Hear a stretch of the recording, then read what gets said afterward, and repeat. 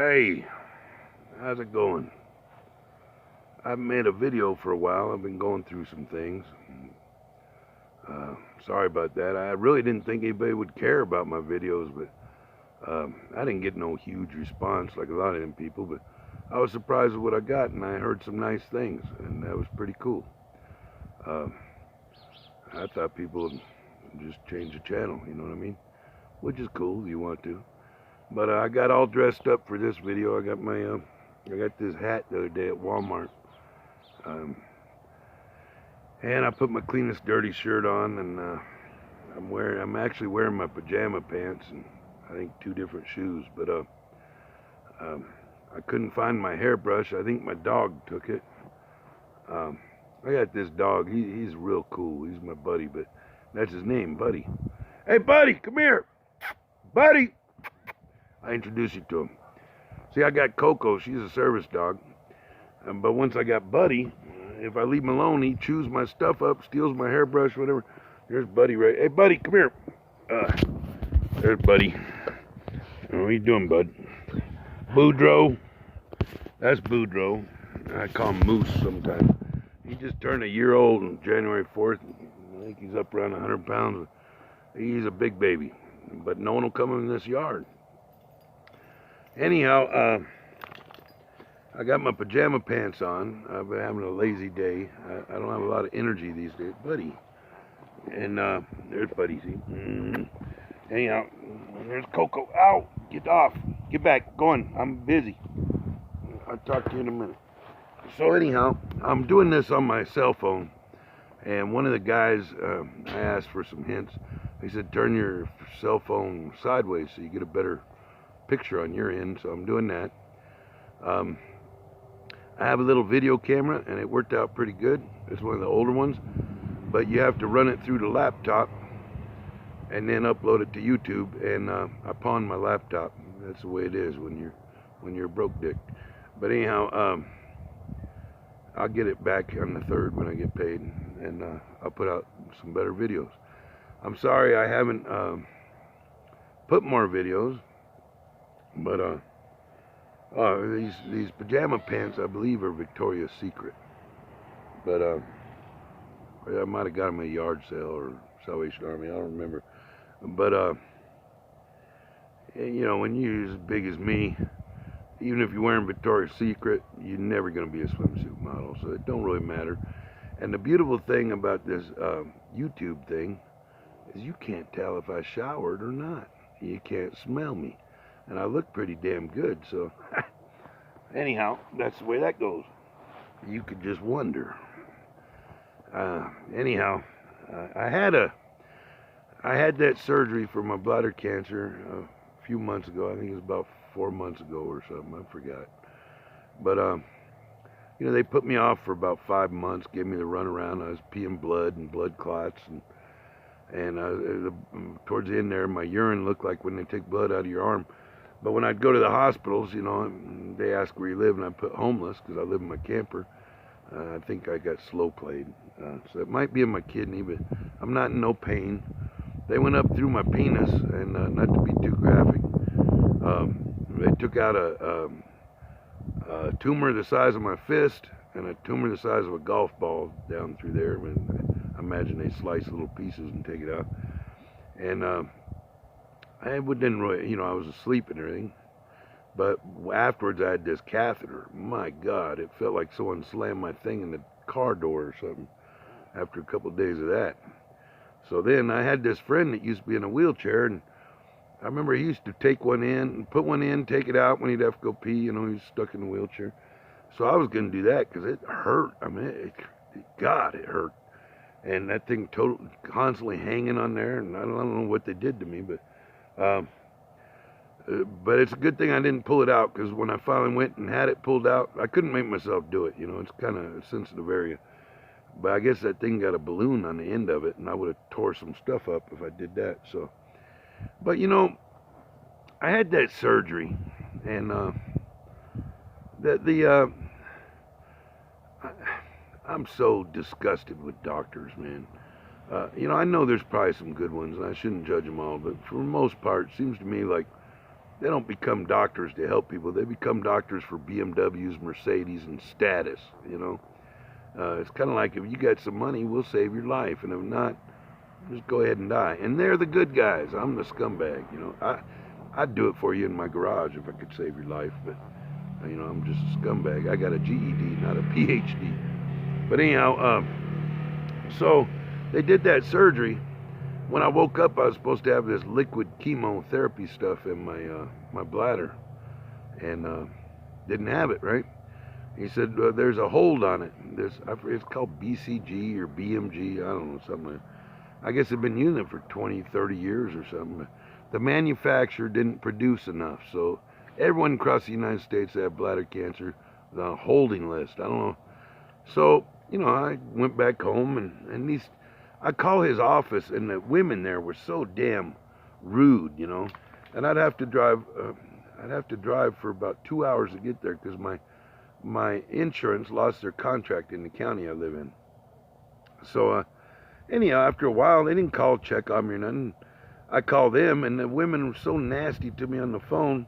I asked that lady, I said, you know, do you care about people, or are you just there to, like, collect a check, you know? I said, would you treat me like this if I was your mom or your dad or your kid or something?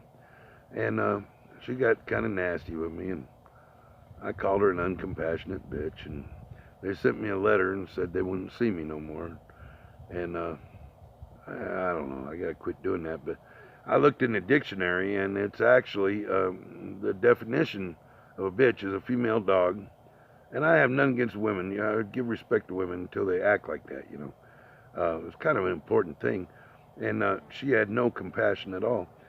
So in the dictionary, it says that a bitch is a female dog, and it's also a woman that is something like hard to get along with and unkind, stubborn and unkind. Perfect definition for me. Worked for me, but she didn't have any.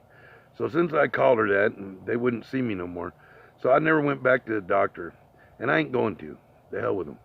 The way I look at it, that chemotherapy probably gonna just kill you anyhow. And when it's your day, it's your day. And the way I look at it, if you're playing Monopoly for 12 hours straight and you just hate it, you can't stand it no more, why would you purposely restart the game? You know, as long as I'm not as long as I'm not in any pain, I'm ready to go. When you know, I'm ready to go. But I don't believe in suicide or nothing. But I'm not in any pain. I don't have a whole lot of energy, but every day I've been tinkering around. Now that's the other thing. I have this friend, and he's a retired cop, and the most loyal friend I've ever had. When I was a kid, I was in trouble, and when I got out, they wouldn't let me go home, and he took me in and put me in an apprenticeship as a farrier, shoeing horses and a little bit of blacksmith stuff. And he never quit being my friend. Even when I went to prison, he still continued to be my friend, and I was everything he hated probably. I wasn't hurting good people, but anyhow, I don't need to get into that. Don't need to be glorified, that's for sure. But anyhow, I haven't been in trouble since 2002 when I got out, but he never quit being my friend. So I was in the city. I'm in Arizona, southern Arizona, undisclosed, top secret location. Anyhow, I was in the city, and I hate the city, man. I go to Walmart. It takes me 3 days to feel normal again. So it's a woman he's been with for I don't know, 15, 16 years.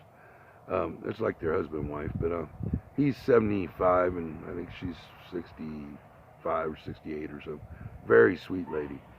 And she has this house up here. It's about 40 miles out of the city, and it's green, as you can see in the background. And I got some big trees around me because every year they would plant their Christmas trees, so I can hear the wind going through the trees. And this place, she was married. He cheated on her. She moved out of it, and it's been vacant almost ever since, about 30 years. And it was a beautiful house at one time. Well, I guess 4 or 5 years ago, some tweakers got in here and vandalized it.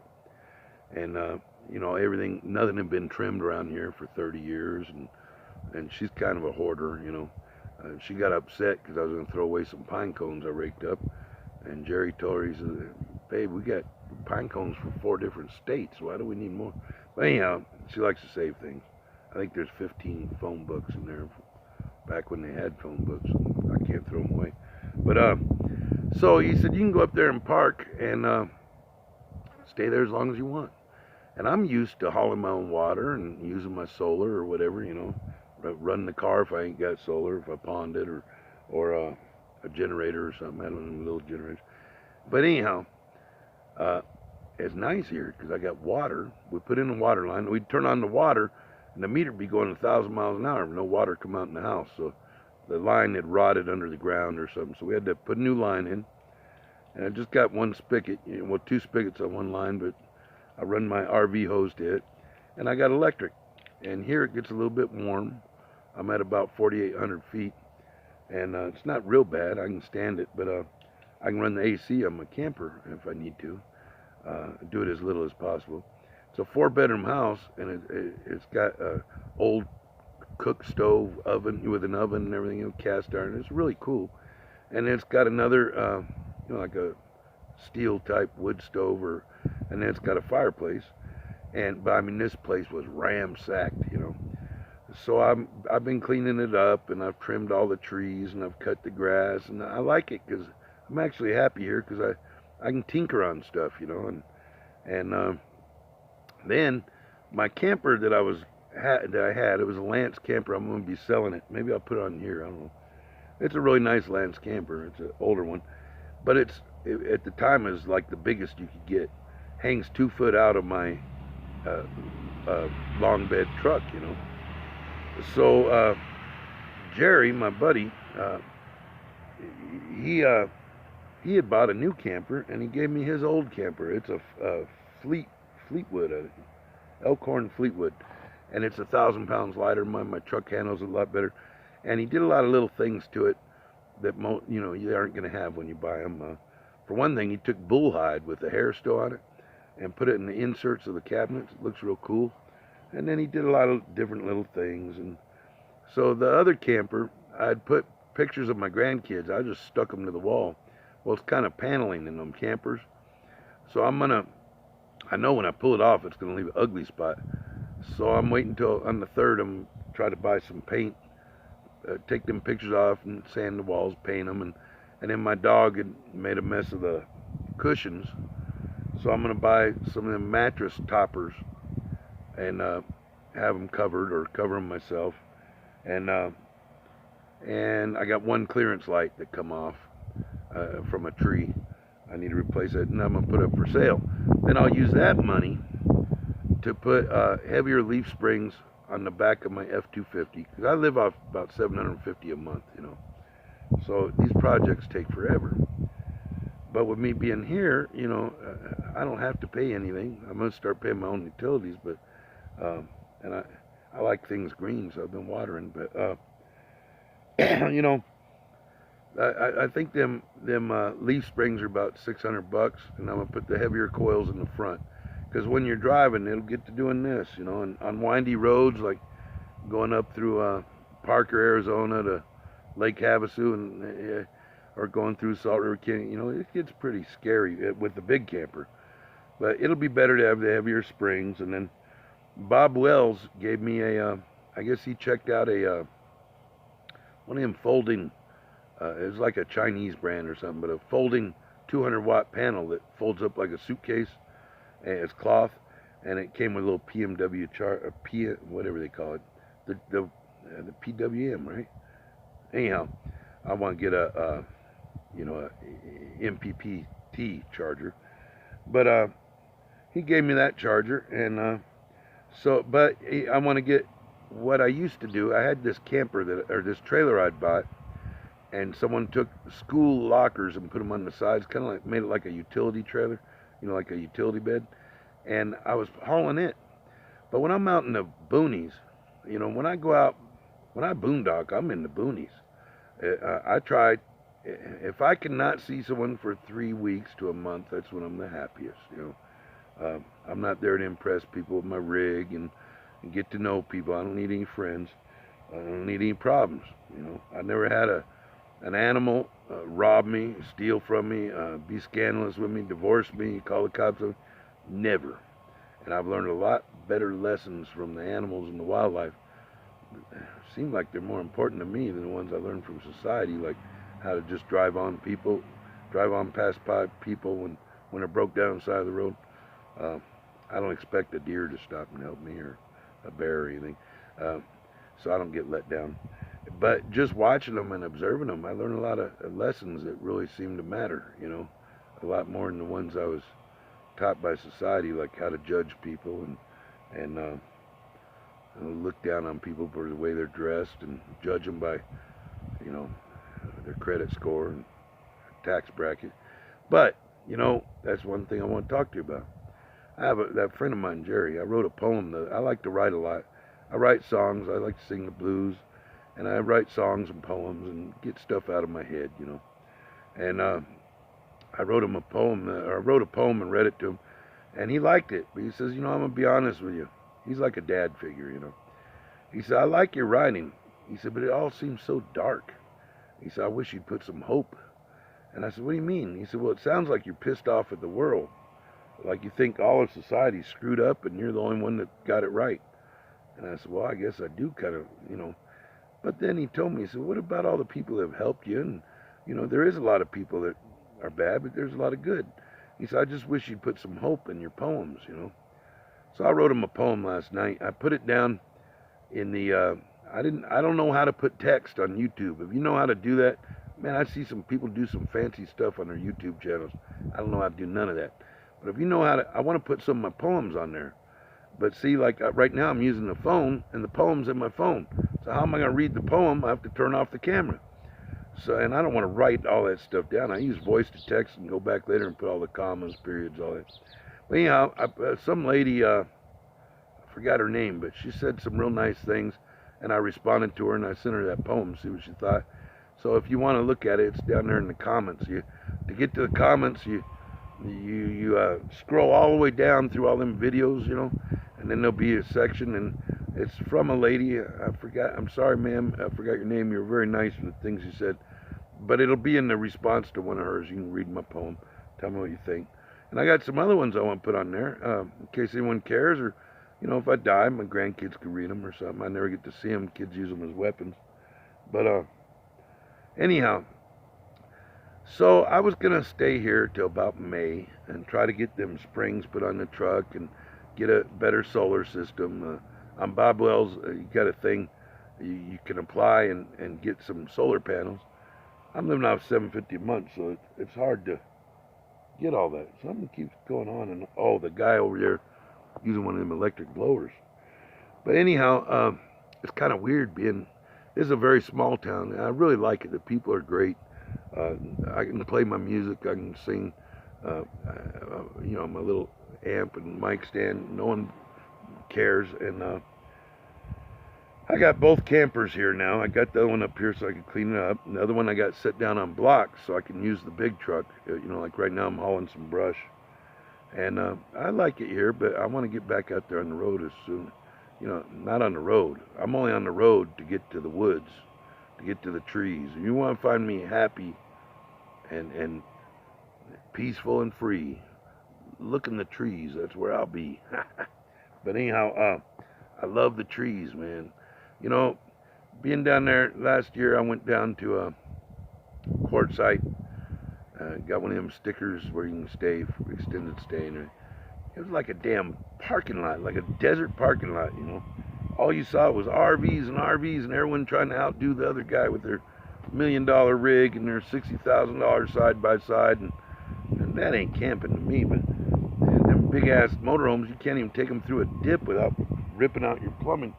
That's why I decided to put a camper on the back of my truck. I can go basically where a pickup truck will go. And I get out to places. I've had forest rangers say, man, we didn't even know you were out here. How long you been out here? And, I don't remember. Okay, we'll start your time today. But they're cool with me now because I pick up trash everywhere I go. They gave me a picker and they buy the bags. And BLM do the same thing. But I hate it when people put trash out there. If you want to live like that, go in the city. Be on a Circle K or something. Throw your trash everywhere and be a scumbag. But, you're in the animals, in the wildlife house. You know, don't be throwing Twinkie wrappers and beer cans and whatever.